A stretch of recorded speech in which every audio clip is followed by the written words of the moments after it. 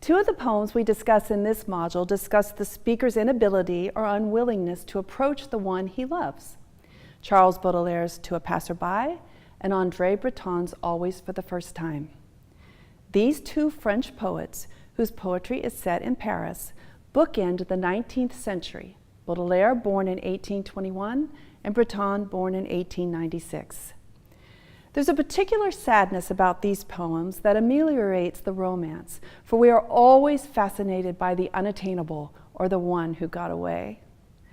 Baudelaire's life was tawdry, eccentric, and extravagant, and his first book, Fleur de Mol, mirrored his life view. He had written a number of works prior to the release of Fleur de Mol, but he was sure this book would seal his reputation. It did, but not in the way that Baudelaire expected. He was prosecuted for obscenity, and many of his poems were exempted from the edition. Themes of sex and death were scandalous in the mid-19th century, and Baudelaire's promiscuous lifestyle, he died of syphilis, and his poetry did not shy away from either subject.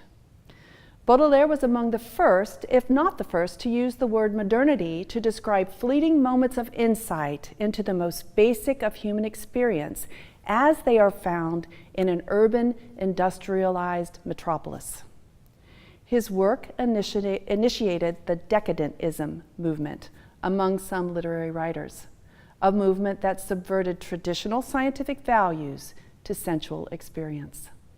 Science and technology offered the world so much that it simply made sense to embrace artificiality over nature and to amplify the experience via the abandonment of standard morality. To a Passerby is a poem about love at first sight, but it's more than that too. It's a poem that conjures a lover's image, an ideal woman, as something attainable only as a mental, sensual image, not as a physical, intellectual reality. The speaker sees her and he is thrilled through like a being insane, but he does not approach her.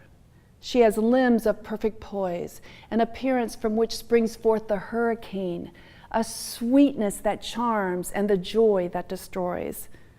But he cannot or will not speak to her.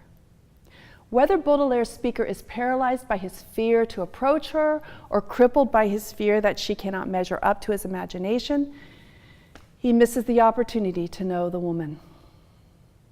Imagination is a key word for André Breton, one of Surrealist's most prestigious writers. His involvement with Surrealism was a response to the trauma of World War II, and much of his career was spent exploring the horrors of war, which led to nightmare and dream analysis. He has a handful of love poems, though, and they're especially interesting for the juxtaposition of nature and mathematics with humanity. As you read the assigned poem, notice the mention of the lover, as her image mingles with the angle of a curtain, becomes a field of jasmine mixed with the diagonal slant of a road, and the T-square of dazzling light before the girls who are picking jasmine flowers. Always for the First Time is a compilation of the speaker's machinations concerning a woman he has watched from his window for a series of many days, or perhaps even longer. The first two lines, I think, are the best. Always for the first time, hardly do I know you by sight. They describe the inexplicable gasp, the unutterable surprise that comes from seeing someone he loves, as if he's seeing her anew every single time. The poem is about love from afar, loving what you cannot have or will not dare to have. It is laden with romance and sadness and anticipation and sorrow, and at the heart of it all is the same sad set of circumstances that besets Baudelaire's speaker. They are both alone and loveless. Instead of conversing and getting to know potential loves, they create a mental fiction and escape from the reality and the responsibility of engaging life. Each man is merely a spectator of his own life.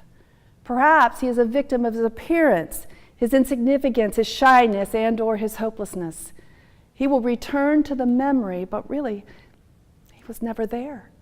That is, he was never present in any significant way. When the wallflower leaves the party, nobody notices. Living an engaged, energized life means risking rejection. I can wander around inside my life or even inside my head, worrying about insignificance, my shortcomings, and my social ineptness. Or I can try life on and see how it fits. It is possible my insecurities are in style with someone else, and someone else will be wearing the same outfit. If that's true, then there's someone out there with whom I can live. And that beats the heck out of living alone. Finding love is worth the journey. At least, that's what I think.